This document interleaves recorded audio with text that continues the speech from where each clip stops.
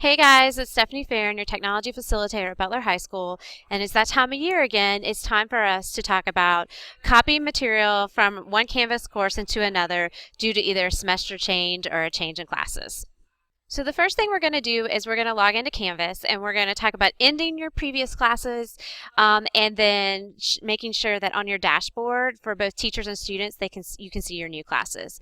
So on your dashboard, if you click your courses on the far left hand side, remember that you can see all your courses, and if they don't show up, if you come down and you click all courses, it will show you all your previous enrollments even back to last year.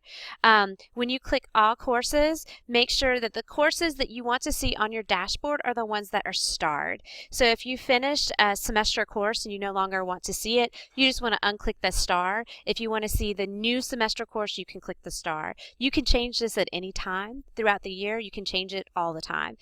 So this is a good thing to make sure your students do when you start your new semester. This is a good thing for you to do as a teacher when you start your new semester.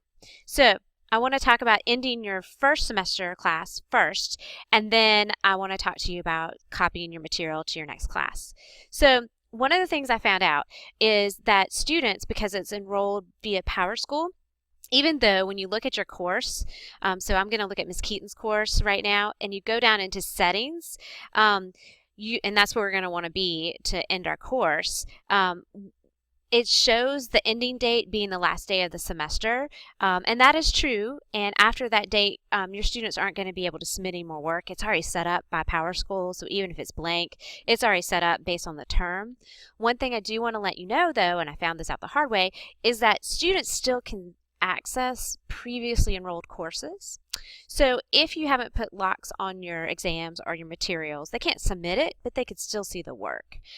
So one of the things you might want to do is you might want to come in and set a hard end date, or you might want to, on the class itself on the home page, simply come in and actually go to the very top left hand corner and click unpublish the course.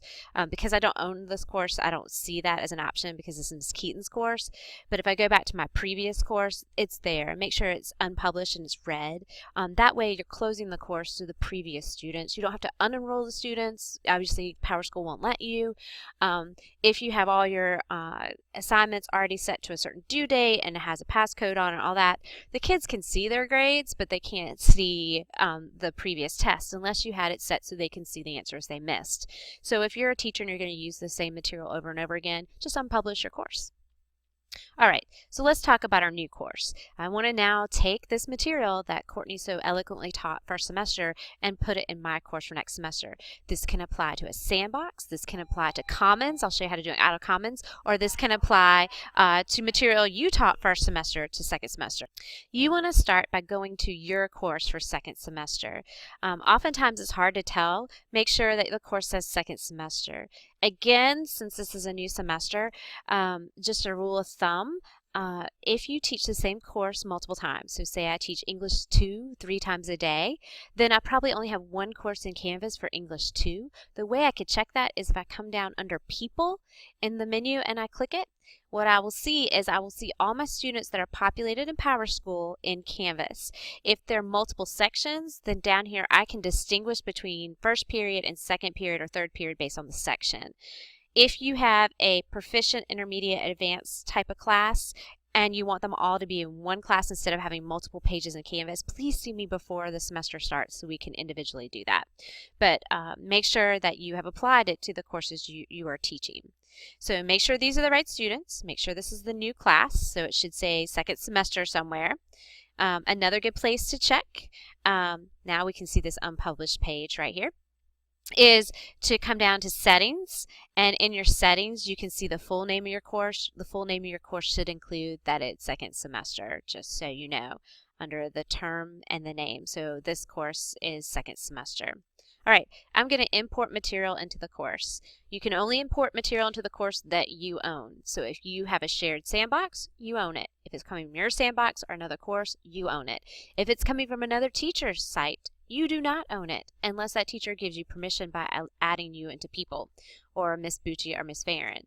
If you're copying something from Commons, I cannot stress enough, please, please, please, please, please copy it into your sandbox first. Otherwise, it could screw up your entire course. You cannot see the material that's posted into Commons until you download it and open it in Canvas. So the only thing, or the best thing to do, is put it in your sandbox. So when we're on the settings page, we're going to come over and click import content into this course. Once we click import content into the course, we're going to follow the details that we don't all use that much. So remember, we got to start with the new course and then import.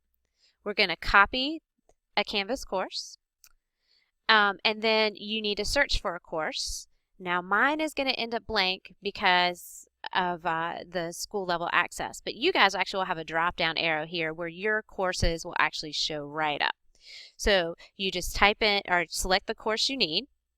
Once you selected your course, you can choose whether or not you are going to select all the content in your course or select specific content.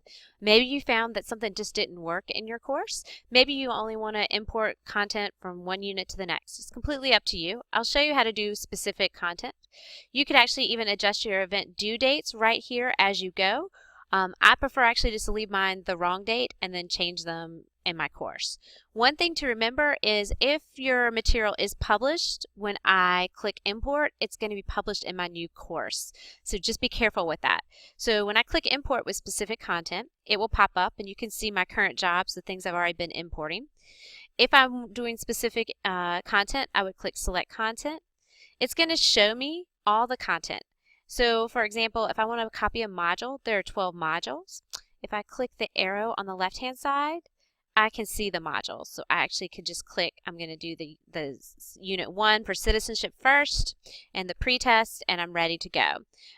Or I can select back up where it was all up, all of the modules, and then go. So I can open these all up. This is really important if you have outcomes already set up in your PLCs, and we're going to be doing that soon. If you haven't already, you guys will be scheduling that. Outcomes are a great thing, and the question banks are a great thing to copy. So you select what you want to copy, and then you hit select content. I'm actually going to go back and change this real quick because I don't want to do all of them. I just want the first 2.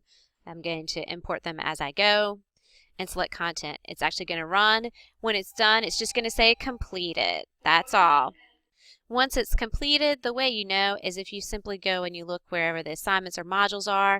If you click them, they're going to show up in your course. This is why I caution you when you're copying things back and forth. These things were actually turned off, so it's great. They're still off. They're still unpublished. If they are published or to publish them, you just click them. Change the dates, you just click edit, and you can change the dates. So it's pretty simple to go back through and unpublish or republish. Remember, the last thing for your course, in order for students to see it, is once you get it the way you want, and we'll talk about this again, you want to go to that home page. Make sure you've chosen a home page. So when I click choose a home page, you can select how you want it to look. I can show you how to do that again if you don't remember. And make sure that you have changed your course status from unpublished to published. Okay, that way on day 1 of next semester, your students will see your work. So that's how to import your material. I'm going to quickly show you how to do it from Commons as well. So say a person that has specialized material has published stuff into Commons or published it there. What you want to do is you want to import from Commons. You can either do it over here on the far right hand side on the main page of a course, or you can do it down here for the Commons button on the far left hand side about halfway down the menu. Alright, so when we go into Commons, one of the things I want to remind you is you can search Commons by the author of the material. You also can search Commons based on the type of material. So you can look for a whole course, simply a module, quizzes, discussions, pages. When you post things to Canvas Commons, you need 2 things. You need a description and a photo, as you can tell. Once you have this material up, you can select whether or not you want Butler only to see the material in Commons or if you want all of CMS. So that will help. But say I pick this first one right here, this vocabulary that says Amy Vocabulary Review. I know nothing about that.